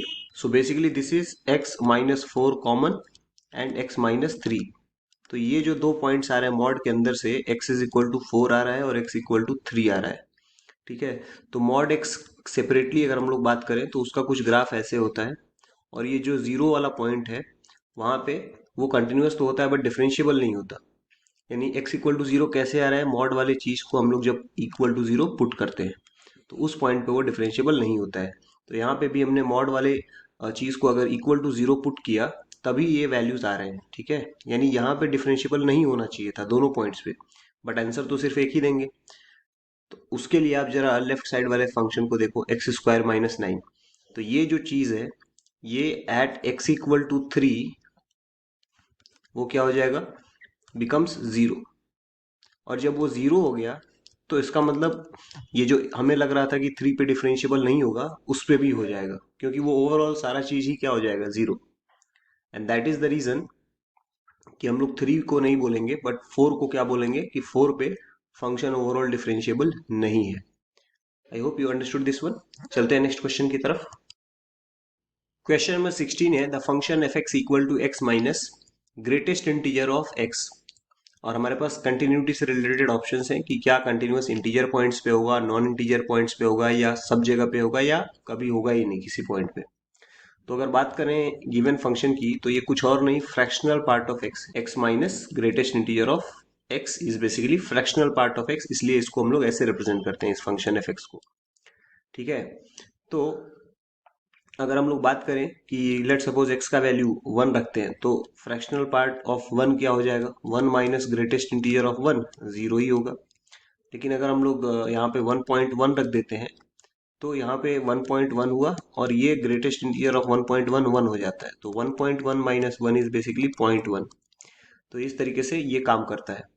तो अगर हम लोग इसके ग्राफ के बारे में बात करें तो फ्रैक्शनल पार्ट हमेशा क्या होगा, 0 से, आप देखो अगर इंटीजर वैल्यू पुट कर दिया तब तो 0 ही आ रहा है, फिर वो बढ़ते बढ़ते एक पर्टिकुलर पॉइंट तक जाएगा, फिर ड्रॉप हो जाएगा, फिर बढ़ेगा। तो ये बेसिकली 1 के ऊपर तो जाएगा नहीं, ये फ्रैक्शन है ना, तो ये इस तरीके से चलता जाता है। तो जहां जहां पे भी अपने इंटीजर पॉइंट्स आएंगे 1 2, वहां वहां पे ये फंक्शन क्या हो रहा है, ब्रेक हो रहा है, आप देखो। तो it is basically discontinuous at integral points. तो यहाँ पे तो बोल रहा है B option continuous at integral point, तो ये गलत हो गया। और कंटिन्यूअस एवरीवेयर भी गलत हो गया, क्योंकि यहाँ पे पता चल रहा है कि एवरीवेयर तो अब नहीं हो सकता, इंटीजर वाले पॉइंट्स पे तो डिसकंटिन्यूअस हो रहा है। तो इसका मतलब नॉन इंटीजर पॉइंट्स पे ये क्या हो जाएगा, कंटिन्यूअस होगा। ये भी बोलना गलत होगा कि नो वेयर कंटिन्यूअस, क्योंकि ये अगर आप देखो नॉन इंटीग्रल पॉइंट्स पे तो वहां पे तो ग्राफ आराम से हम लोग बना पा रहे हैं ना। ठीक है, सो करेक्ट ऑप्शन सी हो जाएगा। चलते हैं नेक्स्ट क्वेश्चन की तरफ। तो वीडियो में आगे बढ़ने से पहले मैं आपको बता दूं कि हमारे कंप्लीट कोर्सेज भी अवेलेबल है for the MU BTech preparation. So best content के लिए, बेस्ट प्रिपरेशन के लिए do join our complete course. Question number 17 है, let f x be a function defined by f x equal to 4x minus 5 है जब x का value less than और equal to 2 है, और x माइनस लैम्डा जब x का value greater than 2 है। If limit x tending to 2 f x exist then the value of lambda is. तो ये हमारे पास क्वेश्चन है, तो इसका सोल्यूशन आप एक बार ध्यान से देखिएगा। यहाँ पे अगर लिमिट एग्जिस्ट की बात की जा रही है तो लेफ्ट हैंड लिमिट और राइट हैंड लिमिट सेम होना चाहिए। ठीक है, तो सबसे पहला स्टेप यही किया मैंने कि मैंने लेफ्ट हैंड लिमिट, ठीक है, उस पॉइंट पे, और राइट हैंड लिमिट उसी पॉइंट पे अप्लाई कर दिया। अब लेफ्ट हैंड लिमिट का मतलब वो फंक्शन का वैल्यू यूज करें जो 2 से कम है, तो 4x माइनस 5 यहाँ पे लिख दिया है 2 पे। और 2 प्लस का मतलब राइट हैंड लिमिट, जो उसके ऊपर मैंने एक्सप्रेशन लिखा है उसका मतलब जब 2 से ग्रेटर वैल्यू है x की तब वो वाला फंक्शन का वैल्यू यूज करेंगे x माइनस लैम्डा। दोनों का वैल्यू बराबर है, इसका मतलब आप 2 वैल्यू पुट कर दो बस। तो जैसे ही 2 वैल्यू पुट किया हमारे पास 4 into 2 minus 5 equal to 2 minus lambda हो गया, जहां से लैम्डा की वैल्यू क्या आ गई -1, जो कि ऑप्शन नंबर कौन सा है, बी। क्वेश्चन नंबर 18 है, let g x be the inverse of an invertible function which is differentiable at x equal to c, then g dash of f of c equals. तो यहाँ पे ध्यान से देखिएगा, इस सॉल्यूशन को हम लोग कैसे अप्रोच करेंगे। जी ऑफ एफ जो कंपोजिट फंक्शन होता है वो होना चाहिए equal to x under the situation कि जी एक्स एफ एक्स का इनवर्स है। वो ये थियरी है ना, ये याद रखना होता है कि जी एक्स अगर इनवर्स है एफ एक्स का तो g of f x equal to x होना ही है। अब इस कंपोजिट फंक्शन का डेफिनेशन क्या है कि जी के अंदर एक्स नहीं, फंक्शन एफ एक्स ही खुद इनपुट होगा, तो वो लिख दिया। अब इसका डिफरेंशिएशन करेंगे तो पहले डिफरेंशिएशन होगा जी का, यानी जी डैश हो गया, f x as it is रह गया, ठीक है, ये पोर्शन। फिर अब जी का तो हो चुका है, अब अंदर वाले फंक्शन का होगा यानी एफ डैश ऑफ एक्स, और एक्स का डिफरेंशिएशन 1। अब यहाँ पे x इक्वल टू सी पे बात की गई है तो x की जगह पे c पुट कर दिया गया है, तो वहां से अपने पास g dash of f c का value 1 by f dash of c आ गया, यानी कौन सा ऑप्शन करेक्ट है, ऑप्शन नंबर बी। चलते हैं नेक्स्ट क्वेश्चन की तरफ। क्वेश्चन नंबर 19 है, differentiate y is equal to sine inverse 1 minus x square by 1 plus x square जब x का वैल्यू 0 से 1 के बीच में है विथ रिस्पेक्ट टू x। तो इजी वे इस क्वेश्चन को करने का ये है कि x की जगह पे आप tan थीटा पुट कर दो, तो आपका जो y है वो क्या हो जाएगा, साइन इनवर्स ऑफ, ठीक है, 1 minus tan square theta by 1 plus tan square theta. और ये ट्रिग्नोमेट्री का बहुत ही इंपॉर्टेंट फॉर्मूला होता है cos 2 थीटा का, तो ये बन गया साइन इनवर्स cos 2 थीटा। अब इस cos 2 थीटा को हम लोग कैसे लिख सकते हैं, इसको लिखा जा सकता है sine of pi by 2 minus 2 theta. इससे क्या फायदा हो गया कि यहाँ पे साइन इनवर्स और साइन को हम लोग कैंसिल आउट कर सकते हैं, बेसिकली नलीफाई हो गया इफेक्ट, तो पाई बाई 2 माइनस 2 थीटा बोल सकते हैं, ये वाई का वैल्यू आ गया। ठीक है, अब अगर हम लोग बात करें थीटा को कैसे लिख सकते हैं, तो theta is basically tan inverse of x, तो इसका मतलब हमारा y क्या हो गया, और y value is becoming pi by 2 minus 2 times of theta मतलब tan इनवर्स ऑफ एक्स। तो अब डिफरेंशिएशन अगर करते हैं dy बाई डी एक्स के रिस्पेक्ट से, तो पाई बाई 2 का 0 हो गया, -2 एज इट इज रहेगा, और tan इनवर्स x का हो जाएगा 1 प्लस एक्स स्क्वायर। तो ओवरऑल आंसर क्या आ गया, -2/1 plus x square. Option number A इसका करेक्ट है। चलते हैं नेक्स्ट क्वेश्चन की तरफ। क्वेश्चन नंबर 20 है, if y is equal to e to the power x plus again e to the power x plus again e to the power x so on till infinity, then dy by d x is equal to. तो अब देखो ये infinity तक जा रहा है, तो इसका मतलब अगर आप उसमें से एक कम भी कर दो तो ओवरऑल y तो वही रहेगा। ठीक है, तो इसका सोल्यूशन आप ध्यान से देखो कि y इक्वल टू हम लोग क्या लिख सकते हैं, e पे पावर x प्लस पूरा का पूरा चीज y लिख सकते हैं, है ना, क्योंकि एक कम कर देने से इन्फिनिटी में से एक टर्म कुछ फर्क तो पड़ेगा नहीं।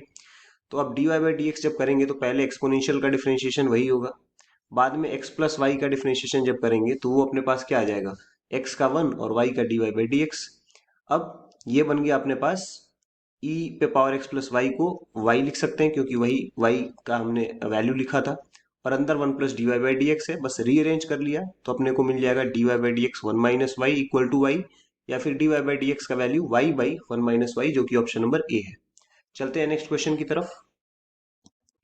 क्वेश्चन नंबर 21 है, the function f x equal to root of mod of x minus x is continuous for.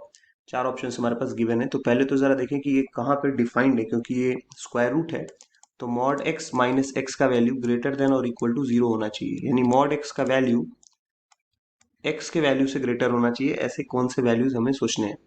तो मॉड x तो हमेशा पॉजिटिव आएगा, राइट। तो अगर हम लोग x की जगह पे कोई पॉजिटिव वैल्यू रखें तब तो ठीक ही है, इक्वल टू लगा हुआ है ना, इसकी वजह से बच जाएंगे, कोई दिक्कत होगा नहीं। और अगर हम लोग x की जगह पे लेट सपोज कोई निगेटिव वैल्यू रखते हैं तो भी मॉड पॉजिटिव आएगा, यानी ये तो डिफाइंड है सभी के लिए। यानी कि मैं अगर ऐसे समझा दूं आपको कि अगर x का वैल्यू लेस देन जीरो है और x का वैल्यू ग्रेटर देन जीरो है तो दोनों केस में क्या होगा, यहाँ पे अगर x लेस देन जीरो है तो मॉड x ओपन होगा माइनस एक्स साइन के साथ, ठीक है। जिसका मतलब ये हो गया कि इधर जीरो और इधर अपने पास 2x, या मैं ऐसे भी बोल सकता हूँ कि 2x इज लेस देन और इक्वल टू जीरो, तो x इज लेस देन और इक्वल टू जीरो, राइट और नॉट। तो बिल्कुल ये सही बात है, ऑलरेडी हमने स्टार्ट ही यहीं से किया था कि x should be less than zero, वही सिचुएशन हम लास्ट में भी हमें प्राप्त हो रहा है। और इधर अगर हम लोग सॉल्व करें तो x हो जाएगा मॉड x की जगह, और यहाँ पे ग्रेटर देन और इक्वल टू x, ये बात भी सेटिस्फाई हो रही है। तो डिफाइंड तो हर एक x की वैल्यूज के लिए है ये जो अपना स्क्वायर रूट वाला टर्म है। तो जीरो पे, सिंस यहाँ पे एक ऑप्शन में जीरो से इन्फिनिटी दिया हुआ है, तो जरा जीरो पे भी कंटिन्यूटी चेक करें तो फंक्शन की वैल्यू क्या है जीरो पे, जीरो ही है, ठीक है। लेकिन अगर लेफ्ट हैंड लिमिट फाइंड करने जाएंगे तो जीरो माइनस करेंगे तो उस केस में एच टेंडिंग टू जीरो हो जाएगा, और जहां जहां पे एक्स है वहां पे माइनस एच हो जाएगा, जीरो माइनस एच बेसिकली। तो ये मॉड ऑफ माइनस एच हुआ, और ये माइनस माइनस एच हो गया यहाँ पे भी।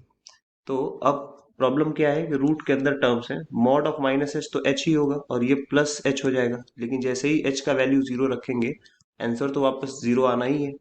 ऐसे ही अगर हम लोग, ये लेफ्ट हैंड लिमिट था, ठीक है, अगर हम लोग राइट हैंड लिमिट अप्लाई करते तो वहां पे लिखते limit x tending to zero plus, और जीरो प्लस का मतलब ये है कि हम लिमिट एक्सटेंडिंग टू जीरो रखो, लेकिन जहां एक्स है वहां जीरो प्लस एच रख दो, जीरो प्लस एच का मतलब एच रख दो, तो यानी कि ये mod of H minus H ये तो खुद ही जीरो हो गया। तो यानी कि दोनों वैल्यू जीरो आ रहा है और फंक्शन का वैल्यू भी जीरो था, तो जीरो पे भी कंटिन्यूअस है ये।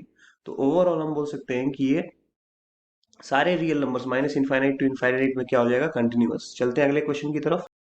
क्वेश्चन नंबर 22 है, यहाँ पे y is equal to root of one minus x by, ये वन प्लस एक्स होगा बेसिकली नीचे, then one minus x square divide by d x plus y का वैल्यू हमें फाइंड आउट करना। तो इसके सोल्यूशन में आप देखो, मैंने वन माइनस एक्स ऊपर और वन माइनस एक्स नीचे मल्टीप्लाई कर दिया ताकि ऊपर रूट से बाहर आ जाए वन माइनस एक्स और नीचे root of one minus x square हो जाए। अब इसमें division rule of derivative apply कर देंगे, तो डिनोमिनेटर का स्क्वायर होता है तो रूट हट गया। अब पहले न्यूमिनेटर का डिफरेंशिएशन किया तो माइनस वन आया, डिनोमिनेटर एज इट इज यहाँ पे कांस्टेंट रखा। फिर अब इस बार डिनोमिनेटर का डिफरेंशिएशन किया और न्यूमिनेटर वन माइनस एक्स को कांस्टेंट रख लिया, तो डिनोमिनेटर रूट में है तो उसका पहले होगा रूट का one by two root of one minus x square, फिर रूट के अंदर वाले टर्म का किया तो माइनस टू एक्स। अब टू और टू कट गया, ये माइनस माइनस मिला के प्लस हो जाएगा, और यहाँ पे ये जो वन माइनस एक्स स्क्वायर है वो चला गया उधर, d y by d x से मल्टीप्लाई हो गया। अब ओवरऑल अपने पास क्या होगा, ये एलसीएम लेने पे minus of one minus x square plus x minus x square हो जाएगा, दैट डिवाइडेड बाई यहाँ पे ये जो रूट बचा था ना वही रूट यहाँ पे बचा हुआ है। तो अब ये इस टर्म में हमें y ऐड करना है, उसी का वैल्यू पूछा गया है, तो जैसे ही इधर y ऐड किया डिनोमिनेटर सेम हो गया, बट ऊपर सारे के सारे टर्म्स क्या हो जाएंगे, कैंसिल। आप देखो ये माइनस एक्स इस प्लस एक्स से, ये वन अपना इधर माइनस वन से, सब कुछ कैंसिल आउट होकर जीरो आ गया। So B option is the right one. चलते हैं नेक्स्ट क्वेश्चन की तरफ। क्वेश्चन नंबर 23 है, if y equal to sec of tan inverse x then dy by d x at x equal to one is.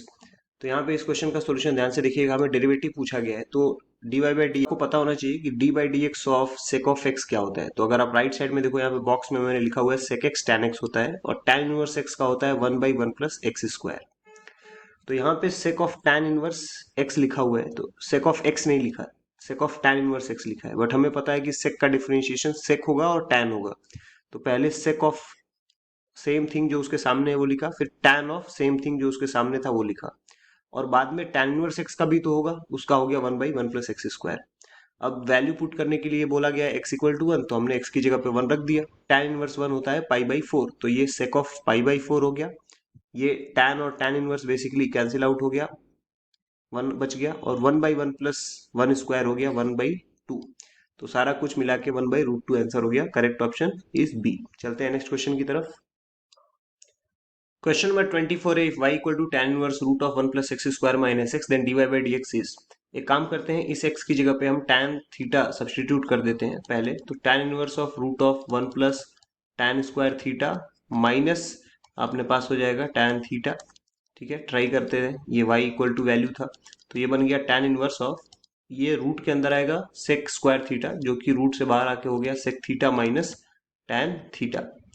Okay, अब जरा sign और cos में convert कर लेते हैं। ये बन गया 1/cos थीटा और ये बन गया sign theta by cos theta, यानी टैन इनवर्स ऑफ, अब 1 माइनस साइन थीटा जो टर्म है उसको सोचते हैं कि क्या यहाँ पे एडजस्टमेंट कर सकते हैं। 1 - sign theta by cos theta, यहाँ से ये बन जाएगा टैन इनवर्स ऑफ, इसको लिख सकते हैं cos square theta by two plus sine square theta by to, फिर ये बन जाएगा -2 sign theta by to cos theta by to. थोड़ा सा रीअरेंजमेंट किया, वन की जगह पे कुछ आइडेंटिटी यूज किया, साइन थीटा वाले फॉर्मूले को स्प्लिट करके कॉस में भी कन्वर्ट कर लिया। जो नीचे कॉस थीटा है उसकी जगह पे लिख सकता हूँ cos square theta by two minus sine square theta by to. अब इतना अरेंजमेंट किया है तो कुछ तो फायदा होना चाहिए इसका, तो टैन इनवर्स ऊपर हो जाएगा cos theta by two plus sine theta by two का होल स्क्वायर, और नीचे एक ब्रैकेट में अपने पास बनेगा cos theta by two plus sine theta by two, और दूसरे वाले ब्रैकेट में बनेगा cos theta by two minus sine theta by two. Right, so यहाँ से अपने पास क्या आ गया, टैन इनवर्स ऑफ, एक तो ये पूरा प्लस वाला कैंसिल आउट हो गया और जो बचा उसमें मैंने कॉस थीटा बाई टू से ऊपर नीचे डिवाइड किया, तो ये बन गया 1 plus tan theta by two divided by 1 minus tan theta by to. अब ये जो 1 है इसकी जगह पे अगर मैं टैन पाई बाई 4 सोच लूँ तो वो बेसिकली बन जाएगा formula tan inverse of tan of pi by 4 plus theta by two. तो टैन इनवर्स और टैन तो आप हटा सकते हो, तो ये basically y pi by 4 plus theta by two हो गया। तो डेरिवेटिव अब अगर हम लोग लिखे भी d y by d x करके, तो थीटा बाई टू का मतलब क्या है, ये basically pi by 4 plus theta मतलब तो टैन इनवर्स एक्स हो गया ना बाई टू। ऐसा क्यों, क्योंकि हमने सब्सटीट्यूट ही क्या किया है, एक्स की जगह पे टैन थीटा, तो थीटा तो टैन इनवर्स एक्स हो गया, तो जब आप डेरिवेटिव लोगे तो 1/2 हो गया एज इट इज, और टैन इनवर्स का डेरिवेटिव होता है 1/1 प्लस एक्स स्क्वायर, तो ये हो जाएगा आंसर, यानी option number A is the right one. चलते हैं अगले क्वेश्चन की तरफ। क्वेश्चन नंबर 25 है, if f x is equal to x by two minus one then on the interval 0 to pi, हमें बताना है कौन सा ऑप्शन करेक्ट है। तो एक काम करेंगे, सबसे पहले ग्रेटेस्ट इंटीजर एफ एक्स लिख लेंगे क्योंकि इसकी जरूरत हमें क्वेश्चन में दिख रही है। तो पहले ग्रेटेस्ट इंटीजर एफ एक्स लिखेंगे अगर, तो वो बन जाएगा -1 अगर एक्स का वैल्यू 0 से लेट सपोज 2 तक जाता है, ठीक है, क्योंकि एक्स बाई टू का वैल्यू 1 के आसपास जाएगा, है ना, जब 2 से लेस वैल्यू हम लोग ले रहे हैं। तो अगर वैल्यू 2 से एक्स का पाई तक जा रहा है, जो कि अलाउड है पाई तक, तो उस पर्टिकुलर केस में आंसर कितना आ जाएगा, फंक्शन का ग्रेटेस्ट इंटीजर अगर लेते हैं तो 0 आ जाएगा। मैं एग्जांपल के साथ आपको बताता हूँ, जैसे 2 के पहले का कोई वैल्यू लेते हैं 1.5, तो 1.5 बाई टू माइनस वन करने पे, वो 0.75 माइनस वन करने पे अपने पास -0.25 आता, लेकिन ग्रेटेस्ट इंटीजर है तो उसके पहले वाला इंटीजर होगा -1। उसी तरीके से 2 और पाई में भी सेम सिचुएशन है, अगर हम लोग 2 रखते हैं डायरेक्टली तो 2/2 1, 1 - 1 0, इसीलिए वहां पे 0 लिखा। बात करें टैन ऑफ इस greatest integer of f x की, तो वो बन जाएगा अपने पास tan inverse of, I mean not tan inverse, directly वो हो जाएगा टैन ऑफ -1। ठीक है, वो क्या बन जाएगा, टैन ऑफ -1, और ये हो जाएगा टैन ऑफ 0 जो कि 0 ही होगा अंडर द सेम कंडीशन। जो ऊपर वाला कंडीशन है वो तो अभी भी यहाँ पे वही रहेगा, हम लोग अलग अलग केसेस में ही लिख रहे हैं। तो अब हमने सब कुछ लिख लिया, अगर आप ध्यान से देखो तो टैन ऑफ एफ एक्स जो है, अगर लिमिट अप्लाई करके हम लोग देखें 2 के ऊपर, तो ये चीज बिल्कुल भी कंटिन्यूस नहीं आएगी, क्योंकि एक जगह पे tan -1 है, एक जगह पे आंसर क्या है, 0। तो ये बोलना कि ये वाला जो एक्सप्रेशन है ये 2 पे कंटिन्यूस है, ये बिल्कुल गलत होगा एक तरीके से। तो जहाँ पे भी ये लिखा है कंटिन्यूस, पहले तो उसको हटाते हैं। यहाँ पे पहले ही बोल दिया गया कि tan F x greatest integer में बोथ कंटिन्यूस है, बोथ क्या यही कंटिन्यूस नहीं है, तो बोथ की बात ही नहीं कर सकते। फिर यहाँ पे भी आपको देखो दिख रहा है कि ये बोल रहा है कि कंटिन्यूस है, जो कि नहीं पॉसिबल है। अब बी और डी ऑप्शन में कन्फ्यूजन है, तो एक बार 1/f(x) लिख के देख लेते हैं। 1/f(x) का मतलब क्या, ये जो फंक्शन है वो बेसिकली x - 2/2 है ना, एलसीएम लेने पे, तो उल्टा करने पे, रेसिप्रोकल लेने पे 2/x - 2 होगा। तो बिल्कुल भी ये 1/f(x) फंक्शन जो है वो कंटिन्यूस की बात ही नहीं कर सकते, क्योंकि x इक्वल टू 2 पे आप देखो वो अनडिफाइंड हो जाएगा। तो इसका मतलब 1/f(x) तो पक्का डिसकंटिन्यूस है, तो इसलिए हम क्या बोल सकते हैं कि both discontinuous. Option number B correct हो जाएगा। चलते हैं अगले क्वेश्चन की तरफ। क्वेश्चन नंबर 26 है, if limit x tending to 0 log 3 plus x minus log 3 minus x divided by x is equal to k, then k is equal to. तो इस लिमिट के क्वेश्चन में आप ध्यान से अगर देखो, x टेंडिंग टू 0, अगर हम लोग डायरेक्टली x 0 पुट कर दे तो ऊपर न्यूमरेटर में log 3 माइनस log 3 0 बाई 0 का फॉर्मेट बन जाएगा। आप देखो, राइट। इसका मतलब इसका सोल्यूशन आप LH रूल अप्लाई कर सकते हो इसमें। लॉग का जो भी टर्म है ऊपर न्यूमरेटर में, उसका डिफरेंशिएशन सेपरेटली और डिनोमिनेटर का डिफरेंशिएशन सेपरेटली, जब तक कि 0/0 फॉर्म गायब ना हो जाए। तो लॉग का डिफरेंशिएशन करेंगे तो 1/3 प्लस एक्स हो गया, और सेकेंड केस में 1/3 माइनस एक्स होगा, लेकिन माइनस एक्स है तो माइनस एक्स का करने पे माइनस होना आएगा, इसलिए बीच में यहाँ पे प्लस साइन आ गया। ठीक है, ये बीच में प्लस आ गया, और नीचे एक्स का डिफरेंशिएशन 1, बट ये वैल्यू के ही इक्वल आनी चाहिए। तो अब x का वैल्यू 0 पुट कर देते हैं, इसलिए 1/3 प्लस 1/3 यानी 2/3 आंसर हो जाएगा, ऑप्शन नंबर बी। चलते हैं नेक्स्ट क्वेश्चन की तरफ। क्वेश्चन नंबर 27 है, if x square plus y square equal to t minus 1/t and x to the power 4 plus y to the power 4 equal to t square minus 1/t square, then x cube y d y by d x is equal to. तो यहाँ पे इस question में आप ध्यान से देखो, हालांकि ये T square plus T square होगा ये, ठीक है। तो अगर इस क्वेश्चन में हम लोग ध्यान से देखें तो d y by d x का टर्म है, यानी डेरिवेटिव से रिलेट करके ये क्वेश्चन पूछा गया है। तो सबसे पहले इस टर्म का होल स्क्वायर करेंगे, x square plus y square का होल स्क्वायर। ऐसा करेंगे तो लेफ्ट साइड का स्क्वायर करने पर राइट साइड में भी स्क्वायर होगा, तो राइट साइड में बन जाएगा t square plus 1/t square minus 2 हो जाएगा। अब t square plus 1/t square का वैल्यू ऑलरेडी पता है हमें, x power 4 plus y power 4 minus 2 हो गया ये, ठीक है। अब लेफ्ट साइड में भी स्क्वायर करें तो x power 4 plus y power 4 plus 2x square y square का टर्म आ जाएगा। तो अब ये x पावर 4 वाई पावर 4 तो कैंसिल आउट हो गया, तो अपने पास 2x square y square is equal to -2 बचा, यानी x square y square is equal to -1, और I can say y square की जगह पे क्या आ गया, -1/x स्क्वायर, राइट। यानी ये बन गया -x पे पावर -2। अब अगर dy बाई डी एक्स करें तो ये होगा पहले 2y फिर dy बाई डी एक्स, और इधर क्या हो जाएगा अपने पास, माइनस ऑफ -2 x पे पावर हो जाएगा -3, विच इज बेसिकली 2/x का क्यूब। फिर से ये 2 और 2 हम लोग कैंसिल आउट कर सकते हैं, तो ये बन गया x cube y dy by d x is equal to 1। तो सिर्फ अपने पास 1 बच रहा है, option number B is the right answer. चलते हैं अगले क्वेश्चन की तरफ। क्वेश्चन नंबर 28 है, if x to the power y equal to e to the power x minus y then dy by d x is equal to. तो अगर हम ध्यान से देखें इसके सॉल्यूशन को, तो सिंस यहाँ पे x पे पावर y e के टर्म्स में गिवन है, तो log लेते ही ये बन जाएगा y log x is equal to x minus y. सामने log e का टर्म होगा, लेकिन वो तो 1 हो चुका होगा। अब यहीं पे हम लोग थोड़ा सा अरेंजमेंट कर लें, ये जो माइनस वाई है लेफ्ट में अगर लेके जाए उसको, तो ये एक साथ y कॉमन लेके y 1 plus log x equal to x लिख सकते हैं, या फिर y बाई एक्स का वैल्यू हम लोग 1/1 प्लस लॉग एक्स लिख सकते हैं। अब ये इक्वेशन नंबर 1 हो गया, यहाँ पे इसको छोड़ देंगे। अब आते हैं इस पार्ट पे जहाँ पे हम लोग इसको डिफ्रेंशिएट कर रहे होंगे। तो डिफ्रेंशिएशन करेंगे पहले लॉग एक्स का, तो बन जाएगा y बाई एक्स प्लस, इस बार y का करेंगे तो d y by d x into log x. Right side में डिफ्रेंशिएशन होगा x का 1, y का d y by d x. अब ये जो minus d y by d x का टर्म है, अगेन इसको लेफ्ट में भेजेंगे तो वो प्लस साइन के साथ, और फिर कॉमन लेते ही बन जाएगा 1 प्लस लॉग एक्स उसके साथ, और ये लेफ्ट में जो y बाई एक्स है उसको राइट में भेज दिया तो 1 माइनस वाई बाई एक्स हो गया। तो d y by d x का वैल्यू क्या आ गया, x minus y by x 1 plus log x. अब ये अगर आप ऑब्जर्व करो तो x माइनस वाई है, और यहाँ पे अपने पास x माइनस वाई की जगह पे हमने y log x रख लिया। यहाँ से स्टार्टिंग के स्टेप में आप देखो ये बैकवर्ड सब्सटीट्यूशन, तो x माइनस वाई की जगह पे हमने y log x लिख लिया, और नीचे अपने पास x 1 प्लस लॉग एक्स था ही, तो बच क्या गया y बाई एक्स का टर्म यहाँ पे दिख रहा है हमें। तो y बाई एक्स हम इक्वेशन 1 का यूज कर सकते हैं, from 1 we can say y by x की जगह पे 1/1 प्लस लॉग एक्स, तो इसलिए ऊपर लॉग एक्स बचा है और नीचे 1 प्लस लॉग एक्स का होल स्क्वायर हो गया। एक तो पहले से ही था और एक इक्वेशन नंबर 1 से आ गया, तो ऑप्शन नंबर अपने पास डी करेक्ट हो जाएगा।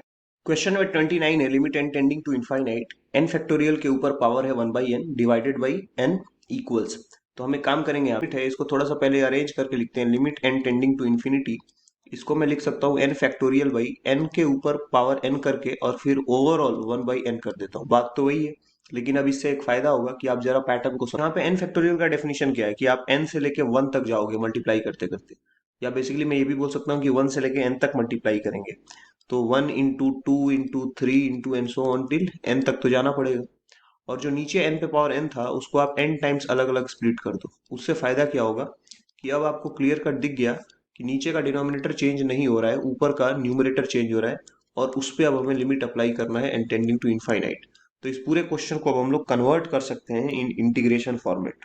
और कैसे कन्वर्ट करेंगे, अगर आप ऑब्जर्व करो तो इसमें हम लोग इस लिमिट को मान लेते हैं a और दोनों साइड लॉग ले लेते हैं, तो ये बन जाएगा log of a is equal to, अपने पास इधर हो जाएगा limit n tending to infinite, ठीक है, ये हो जाएगा 1/n और ये हो जाएगा log, ठीक है, log of this entire expression, जो कि हम लोग इस तरीके से लिख सकते हैं r/n, ठीक है, और उसमें समेशन अप्लाई कर सकते हैं क्योंकि ये n इज इक्वल टू 0 से अपने पास इन्फिनिटी जा रहा है ना, तो पूरा समेशन की बात हो रही है। अब r/n की जगह पे हम लोग इस पूरे एक्सप्रेशन को हम लोग कन्वर्ट कर देते हैं एक इंटीग्रेशन में 0 to 1 log x dx। तो होता क्या है कि अपने पास हम लोग r/n की जगह पे x मानते हैं, तो उससे क्या फायदा होता है, r का वैल्यू 1 से n तक जा रहा है, तो जब r का वैल्यू अपने पास 1 है लेकिन ये n टेंडिंग टू इनफाइनाइट है, जैसे ही n टेंडिंग टू इनफाइनाइट है अपने पास x क्या हो गया 0, ठीक है। और जब n अपना वैल्यू टेंडिंग टूवर्ड्स स्टार्टिंग का वैल्यू था, आप n की जगह पे इनफाइनाइट की जगह पे अगर सिर्फ 1 रखो और r का वैल्यू 1 रखो तो उस समय x का वैल्यू 1 हो जाएगा, तो n tending to 1 r tending to 1, ठीक है, तो उस केस में अपने पास x का वैल्यू 1 आ जाता है। तो इसीलिए ये 0 से 1 बेसिकली जा रहा है इंटीग्रेशन, और अपने पास बाहर 1/n है, तो इसीलिए इसका जब हम लोग डिफरेंशिएशन करें एक तरीके से तो d r is equal to n d x, तो ये डी आर के टर्म में आया होगा पहले, उसकी जगह पे एन डी एक्स लिखें अगर, तो ये जो बाहर वाला 1/n है ना, ये बाहर वाला वो कैंसिल आउट हो जाएगा, इसलिए डायरेक्टली हम लोग जहाँ पे भी 1/n और ये r/n दिख जाता है उसको इस तरीके से इंटीग्रेशन वाले फॉर्मेट में कन्वर्ट कर लेते हैं। तो अब 0 से 1 इंटीग्रेशन करना है log x का, ये बेसिकली होता है x log x minus x, सिर्फ log x का इंटीग्रेशन इतना होता है। इसमें आप ये लिमिट पुट कर दो 0 से 1, 1 रखते ही ये बन जाएगा 1 इंटू लॉग 1 माइनस 1, तो log 1 तो 0 हो गया, तो सिर्फ बचा -1, और जब 0 पुट करेंगे तो पूरा का पूरा -0, तो सिर्फ -1 आ रहा है।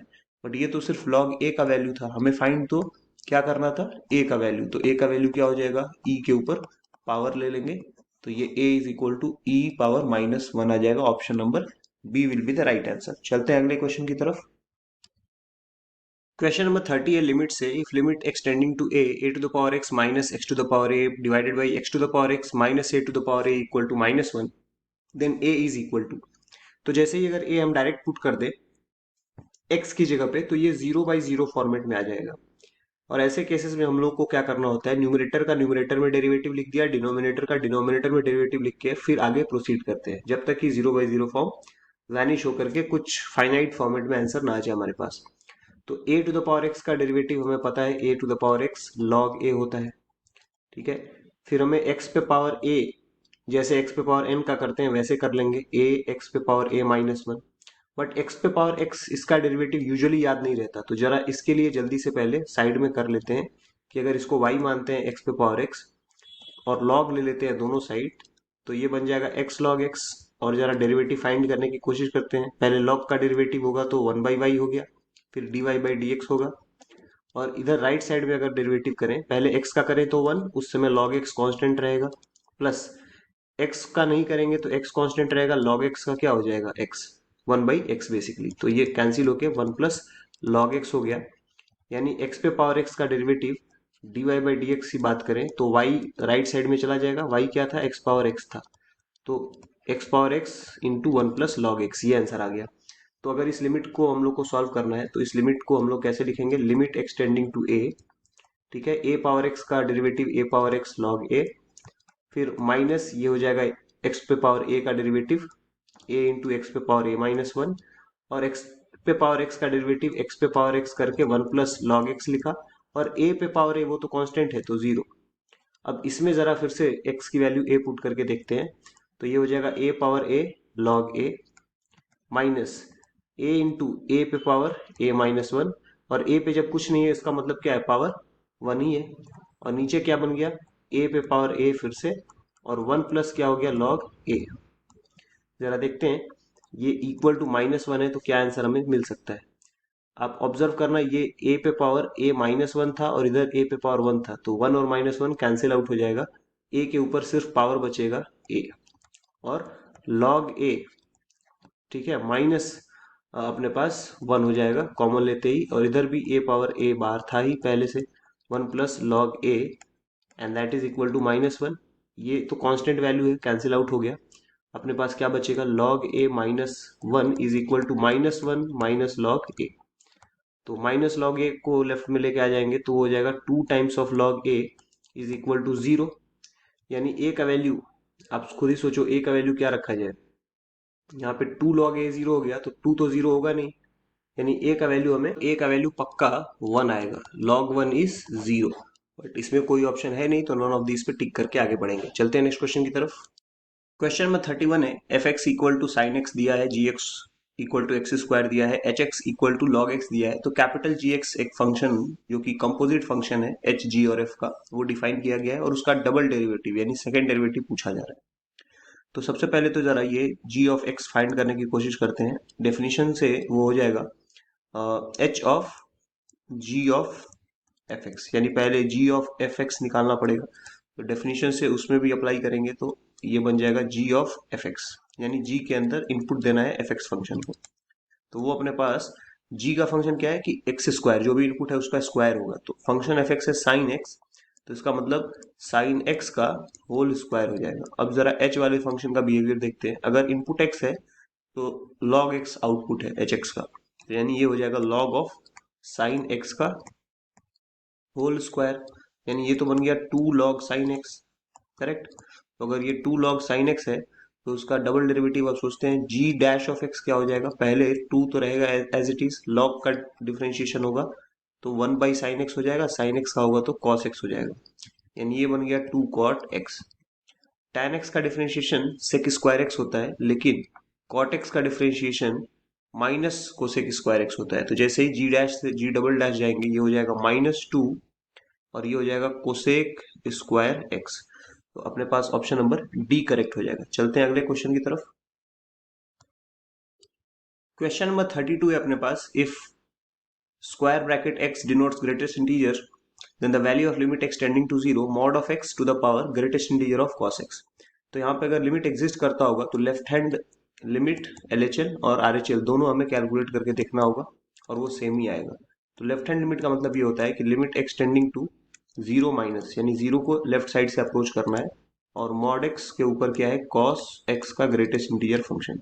अब x जीरो माइनस का मतलब हम लोग बोल सकते हैं कि h टेंडिंग टू जीरो, कोई छोटा नंबर है एक h, और लेफ्ट साइड से अप्रोच करने का मतलब निगेटिव वैल्यू है तो x ओपन होगा माइनस एक्स के साथ, या बेसिकली हम यहाँ पे x की जगह पे जीरो माइनस एच सब्सटीट्यूट कर देते हैं, तो ये हो जाएगा माइनस एच का मॉड, और ऊपर भी कॉस ऑफ माइनस एच होगा, but cos of minus theta is cos theta, इसीलिए हम लोग डायरेक्ट कॉस एच भी लिख सकते हैं।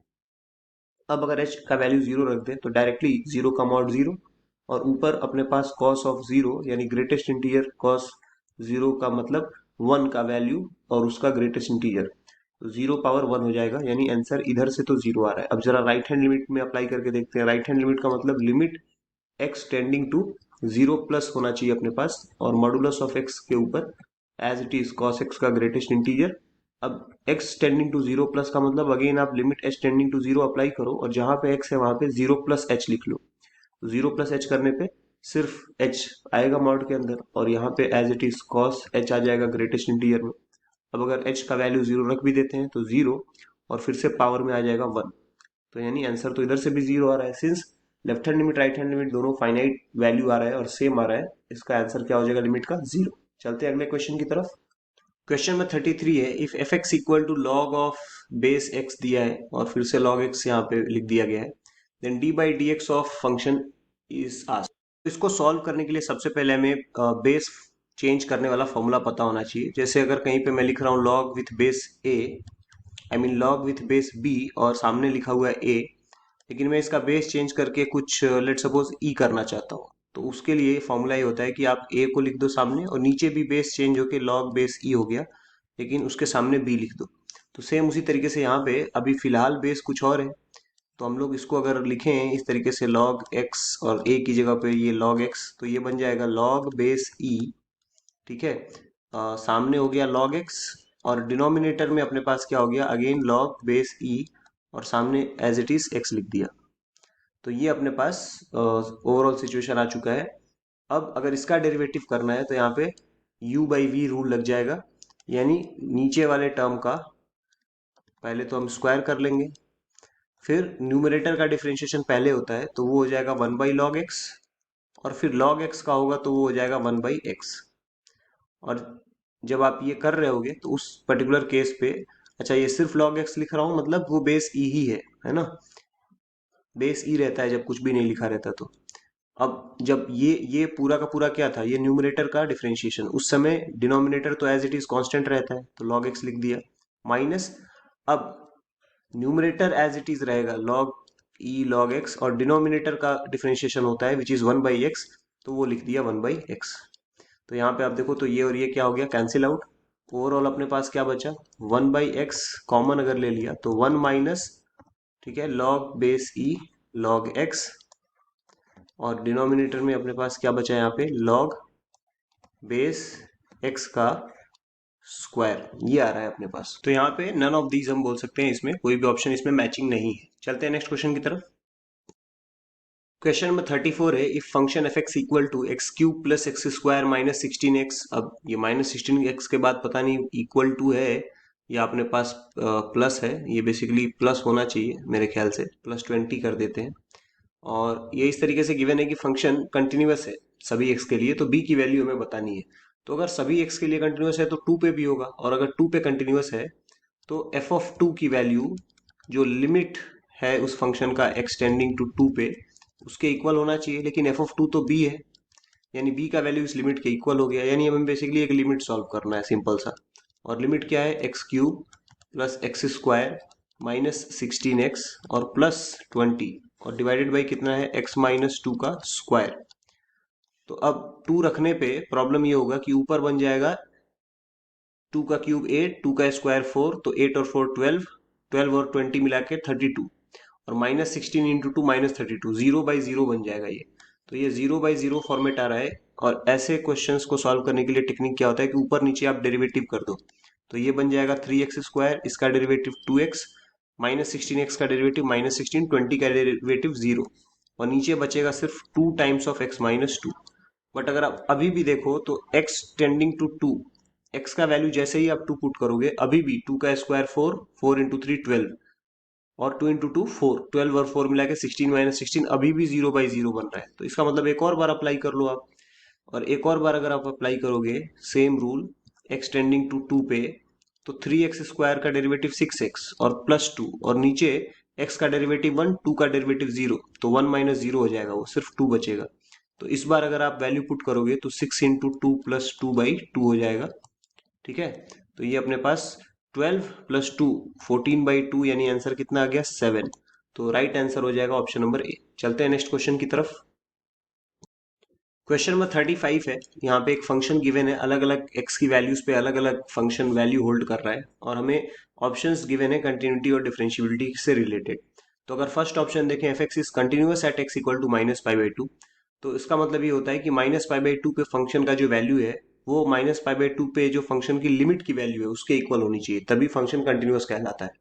तो पहले इक्वल वाले देख ले, तो f of minus pi by 2 का वैल्यू अगर आप देखो तो माइनस पाई बाई 2 फर्स्ट वाले केस में यहाँ पे equal to minus pi by 2 का केस ले सकते हैं। तो जैसे ही माइनस पाई बाई 2 रखेंगे इसका वैल्यू आ जाएगा 0, है ना। माइनस ऑफ एक्स मतलब वो minus of minus pi by 2 होके पाई बाई 2 माइनस पाई बाई 2 हो जाएगा, तो ये 0 आ रहा है। अब अगर हम लोग लिमिट की बात करें तो लेफ्ट हैंड लिमिट मतलब माइनस पाई बाई 2 से जब छोटे में जाएंगे लेफ्ट साइड में, तब भी यही फंक्शन यूज होगा। तो इसका मतलब आपका लेफ्ट हैंड लिमिट जब आप सॉल्व करोगे वो भी 0 आएगा, और जब आप राइट हैंड लिमिट सॉल्व करोगे तो पाई बाई 2 माइनस पाई बाई 2 के आगे देखोगे थोड़ा सा, तो ये वाला केस आ जाएगा। तो यानी आप माइनस कॉस एक्स पे रिलाई करोगे, तो उस पर्टिकुलर केस में कुछ ऐसा सिचुएशन होगा कि लिमिट एक्सटेंडिंग टू पाई/2, लेकिन अगर आप राइट हैंड लिमिट देख रहे हो तो इसलिए राइट साइड वाला -पाई/2 से ज़्यादा वाला वैल्यू पे आप देखोगे, ये बेसिकली एक्सटेंडिंग टू -पाई/2 है, नॉट पाई/2, ये -पाई/2 है। तो माइनस कॉस एक्स का मतलब आपको लिखना पड़ेगा माइनस कॉस ऑफ -पाई/2, तो भी उसका वैल्यू क्या आएगा, जीरो ही आएगा। कॉस -पाई/2 हो या +पाई/2, उसका आंसर जीरो ही आएगा। तो यानी दोनों चीजें सेटिस्फाई हो रही हैं, left hand limit, right hand limit और फंक्शन का वैल्यू सब जीरो है। इसका मतलब ऑप्शन ए करेक्ट है बिल्कुल। ठीक है, अगर आपको आगे भी चेक करना होता, लेट सपोज आपको डिफरेंशियबिलिटी भी चेक करना है जीरो पे, तो जीरो पे चेक करना है मतलब एक बार जहां जहां पे जीरो इन्वॉल्व है उस चीज को आप देख लो। तो जीरो वाले के सामने माइनस कॉस एक्स है, तो वहां पे आप लिखते लेफ्ट हैंड डेरिवेटिव। तो कॉस एक्स का होता है डेरिवेटिव माइनस साइन एक्स, और माइनस पहले से ही है, इसका मतलब वो हो जाता साइन एक्स। और at x equal to zero बोला है, तो at x equal to zero आप अगर इसको कैलकुलेट करते तो आंसर आ जाता साइन जीरो जीरो। लेकिन अगर आप राइट हैंड डेरिवेटिव कैलकुलेट करते तो आप जीरो से ग्रेटर वाला वैल्यू यूज करते x-1, तो वो आ जाता सीधे सीधे वन, एक्स का डिफरेंशिएशन वन। तो ये जीरो और वन इक्वल तो है नहीं, इसलिए ऑप्शन नंबर बी गलत है। ऐसे ही बाकी ऑप्शन हम लोग चेक कर सकते हैं डिफरेंशियबिलिटी वाले। ठीक है, so that's all, we have completed जो भी 35 पीवाईक्यूज थे लिमिट्स, कंटिन्यूटी एंड डिफरेंशियबिलिटी के एमयू ट्रिपल ई बीटेक के रिस्पेक्ट से, वो हमने कंप्लीट कर लिए हैं। आई होप कि आपको सारे क्वेश्चंस क्लियरली समझ में आ गए होंगे। मिलते हैं नए वीडियो में एक नए चैप्टर के पीवाईक्यूज के साथ, तब तक के लिए बाय बाय, टेक केयर।